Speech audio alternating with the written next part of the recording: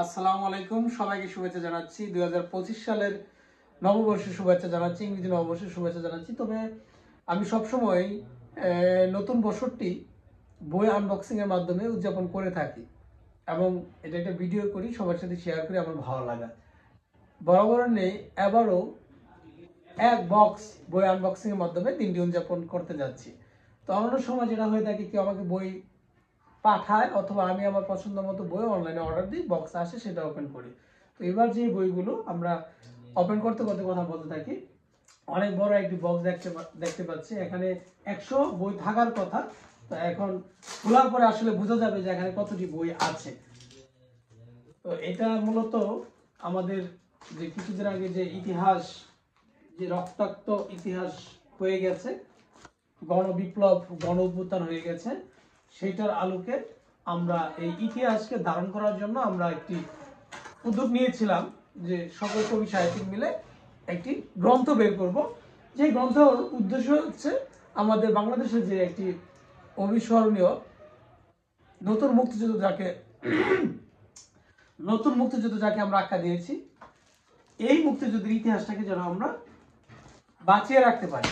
আর বই হচ্ছে অন্যতম হাতিয়ার ইতিহাসকে বাঁচিয়ে রাখার জন্য। তো সেই চিন্তা থেকে আমরা একটি যৌথ গ্রন্থ বের করেছি। গ্রন্থের নাম রক্তাক্ত ৩৬ জুলাই ২০২৪। তো সেই বইগুলো আমার হাতে এসে পৌঁছেছে। তো অনেক আসলে স্টিকার লাগানো, খোলা সময় যাচ্ছে কিছুটা। তো আরেকটা কথা বলে নেই, এই বই কিন্তু আসলে ধর্ম নির্বিশেষে সকলের জন্য। কারণ এখানে আমরা ইতিহাসকে বাঁচিয়ে রাখাটা হচ্ছে আমাদের উদ্দেশ্য। যে আমাদের দেশে এরকম একটা আন্দোলন হয়েছে, তো এই আন্দোলনে কারো পক্ষে যাবে, কারো বিপক্ষে যাবে, সেটাই স্বাভাবিক। কিন্তু আমরা ইতিহাসটাকে বাঁচাতে চাচ্ছি। আমরা কবি সাহিত্যিকরা কোনো দলের না, আমরা সকলের, আমরা সকল মানুষের। তো ইতিহাসটাকে বাঁচিয়ে রাখার উদ্দেশ্যে আমাদের এই বইটি করা। এবং এই বইয়ে অনেক রাইটার আছেন যারা আওয়ামী লীগ করেন, আবার অনেক রাইটার আছেন যারা বিএনপি করেন, অনেকে আছেন একেবারে ছাত্র। মোট 21 জন রাইটার আমাদের এই বইটিতে আছে। এই যে আমি বইটি ওপেন করে ফেললাম, রক্তাক্ত ৩৬ জুলাই ২০২৪, আমার সুমন, আমার সম্পাদনায় এই গ্রন্থটি মূলত বেরোচ্ছে। তো এটা আসলে সকলের সমন্বয়ে বইটি করা। আমি যেটা বললাম, এখানে সবাই আছেন, এই বইটিতে সবাই আছেন, ছাত্র, শিক্ষক, বিভিন্ন দলমত নির্বিশেষে সবাই আছেন। তো আমার সম্পাদকীয় কথাতে আমি বলেছি যে আসলে কবি সাহিত্যিকদের কোনো দল থাকা উচিত নয়। তবে ভালো লাগা, আপনার একজনকে একজনের ভালো লাগতেই পারে, হ্যাঁ, আপনার ভালো লাগা থাকতেই পারে। তো এটা হচ্ছে সেই কথা যে ভালো লাগার ব্যাপার থাকতে পারে, কিন্তু আমরা আসলে বাস্তবিক জীবনে একেবারে সরাসরি মাঠে ময়দানে আমরা কোনো দলের অংশগ্রহণ করতে চাই না, বা আমরা কোনো দলের অন্তর্ভুক্ত নয়। আমরা হচ্ছি সকলের। যখন যে অন্যায় হবে সেটার প্রতিবাদ করবে কলমের মাধ্যমে। এটাই হচ্ছে কবিদের অন্যতম লক্ষ্য উচিত। সমাজের কথা বলবে, ন্যায় নৈতিকতার কথা বলবে। তো আমাদের বইটি আমরা দেখলাম, রক্তাক্ত ৩৬ জুলাই ২০২৪, আমার সুমন। বইটির প্রচ্ছদে আমরা এই যে জল ছাপে হালকা করে দেয়া আছে এই গণ অভ্যুত্থানের মোটামুটি যেই ঘটনাগুলো বেশি আলোচিত হয়েছিল সেই বিষয়গুলো। আর এটা তো আবু সাইদ এবং পুলিশের গুলির, এটা খুব বেশি আলোচিত ছিল, সেটাকে হাইলাইট করা হয়েছে। তবে এখানে আমরা ছবি একেবারে ডিরেক্ট ছবি বোঝাতে চাইনি, মুখটা ঢাকা আছে। বাংলাদেশের মানচিত্রে যে রক্তাক্ত লাল, সেটা এখানে দেখানো হয়েছে। এখানে মুগ্ধ এপাশে একজনকে মানে মারতে ছিল একটা মেয়েকে, সেই দৃশ্যটা। এখানে রিক্সাতে লাশ পড়ে আছে, এখানে সবাই মিলে লাশ বুকে নিয়ে আন্দোলন করছে, এরকম বিভিন্ন দৃশ্য এখানে আছে। এখানে যে বাস কি বলে, পুলিশের গাড়ি থেকে লাশ ফালিয়ে দিচ্ছে, সেই দৃশ্য আছে। পছন্দের কথা বলছি। বইটি বের হয়েছে প্রহেলিকা প্রকাশন থেকে। প্রহেলিকা প্রকাশনের বাড়ি হচ্ছে শৈল্পিক বর্ণে অনন্য কারিগর।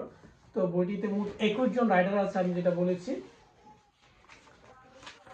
21 জন রাইটার। তো একটা জিনিস হয়ে গেল, সর্বশেষ হচ্ছে পাঠক পাতা। আমার প্রকাশক একটা জিনিস ভুল করে ফেলেছেন, সেটা হচ্ছে পাতাগুলো দিয়ে দিয়েছেন হোয়াইট। পাতাগুলো ভালো, কিন্তু হোয়াইট পাতা দিয়েছেন। আমি বলেছিলাম গোল্ডিশ দিতে, গোল্ডিশ পাতাগুলো একটু ভালো লাগে দেখতে। বইটি উৎসর্গ করা হয়েছে বৈষম্যবিরোধী ছাত্র আন্দোলনে আত্মত্যাগ করা সকল শহীদদের প্রতি বিনম্র শ্রদ্ধা, উৎসর্গতে এটা লেখা হয়েছে। আর আমি আমার কথা বলেছি লেখকদের সম্পর্কে এতক্ষণ যা বললাম।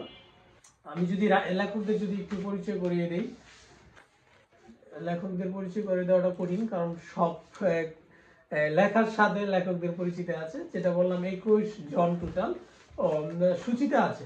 ওকে, সূচিতে লেখকদের নাম আছে। মুজাহিদ জহির একজন বয়োজ্যেষ্ঠ অনেক সিনিয়র একজন মানুষ, 1952 সালে ওনার জন্ম, বা 52 বা 53 হবে।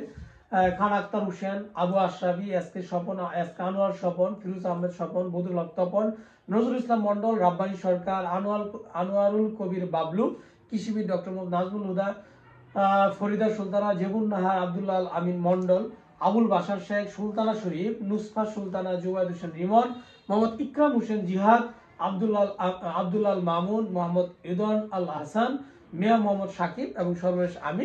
এই বইটির বয়োজ্যেষ্ঠ অনুসারে সূচিপত্র করা হয়েছে এবং ভিতরেও লেখাগুলো বয়োজ্যেষ্ঠতার ভিত্তিতে দেওয়া হয়েছে। শুধুমাত্র আমি ব্যতিক্রম, আমি যেহেতু বইটি সম্পাদন করেছি এই জন্য আমার নামটা সর্বশেষ আমি রাখার চেষ্টা করেছি। আর বাকি সবারটা বয়োজ্যেষ্ঠ অনুসারে বয়সের ভিত্তিতেই দেওয়া হয়েছে। যিনি সবচেয়ে সিনিয়র, যে 1952 সালে 2 জানুয়ারিতে জন্মগ্রহণ করেছেন মুজাহিদ জহির, উনি 1 নম্বরে আছেন। এভাবে খান আক্তার হোসেন আছেন 1957 সালে।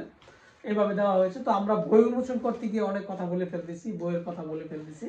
তো এই বইটি প্রচ্ছদ এবং পাতা সবকিছু আমার কাছে ভালোই হয়েছে মনে হচ্ছে, ভালোই লাগতেছে। তবে গোল্ডিশ পেপার হলে আমার ভালো লাগতো। আমি বলেছিলাম যে পেপারটা গোল্ডিশ দেওয়ার জন্য, উনি হয়তো ভুলে গিয়েছিলেন। তো এখানে কয়টি বই আছে আমরা সেটা দেখবো, আরো বই বের করছি। তো একটি বই বের হলো, এরকম এখানে অনেকগুলো বই থাকার কথা।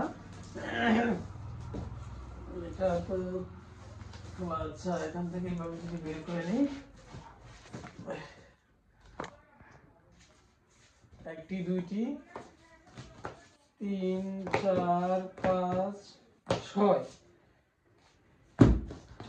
এখানে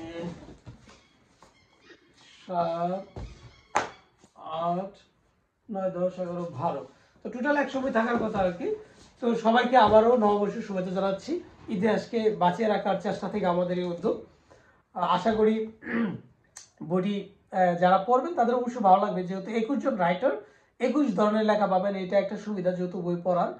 দ্বিতীয়ত এটা যেহেতু আমাদের একটা ইতিহাসের এই স্মৃতিগুলো কে কোন আঙ্গিকে লিখেছে, কার কোন অভিজ্ঞতা, সেগুলো আসলে আমরা বোধগম্য হব, বুঝতে পারবো। এবং ওই জিনিসগুলো তখন আমাদের আবার রিয়েলাইজ হবে, ঘটনা ঘটে গেছে 3-4 মাস হয়ে গেছে, কিন্তু আমরা যখন এটা 2 বছর পরে 5 বছর পরে পড়বো তখন মনে হবে আবার। কিংবা নতুন প্রজন্ম যখন আসবে, যারা এখন বর্তমানে স্কুল কলেজে পড়তো, স্কুলে মনে করেন 4-5 পড়তো, তারা এই বিষয়গুলো ওইরকম ভাবে জানে না, মানে বুঝতে পারে নাই। কিন্তু যখন তারা বড় হবে তখন কিন্তু এই ঘটনাগুলো তারা আসলে জানতে পারবে, তখন হয়তো এই বইটাও তাদের জন্য কাজে দিতে পারে। সেই চিন্তা জানানো থেকে রক্তাক্ত 27 জুলাই 2024 করা। তো এই ছিল আজকের আলোচনা। বই আসলে আমি সবগুলো বের করবো এবং এগুলো আবার আমার অনেকে আগে থেকে বলে রেখেছেন, তাদের জন্য কুরিয়ার করতে হবে, কেউ হাতে হাতে নেবেন। বিভিন্ন প্ল্যান প্রোগ্রাম আছে। যারা আমার সাথে যুক্ত আছেন তারা অবশ্যই কমেন্টে আপনার মতামত জানাবেন, সবসময় পাশে থাকবেন, সাথে থাকবেন। এবং 2025 বইমেলায়, মানে ঢাকা বইমেলা, আমার একটি গল্প গ্রন্থ বের হচ্ছে একক গ্রন্থ হিসেবে, অন্তর্দাহ। সেটার জন্য আপনাদেরকে জানিয়ে রাখছি, ঢাকা বইমেলা তো দেখা হবে অনেকের সাথে। সেটা সম্পর্কে জানতে চাইলে মেসেজ দিতে পারেন। অলরেডি আমি বই উন্মোচন করেছি, বইয়ের প্রচ্ছদ উন্মোচন করেছি। বই তো এখনো রেডি হয়নি, হবে সেটা মেলার আগে আগে আমার প্ল্যান। আপনারা জেনে যাবেন ফেসবুকের মাধ্যমে, বিভিন্ন অনুষ্ঠানের মাধ্যমে।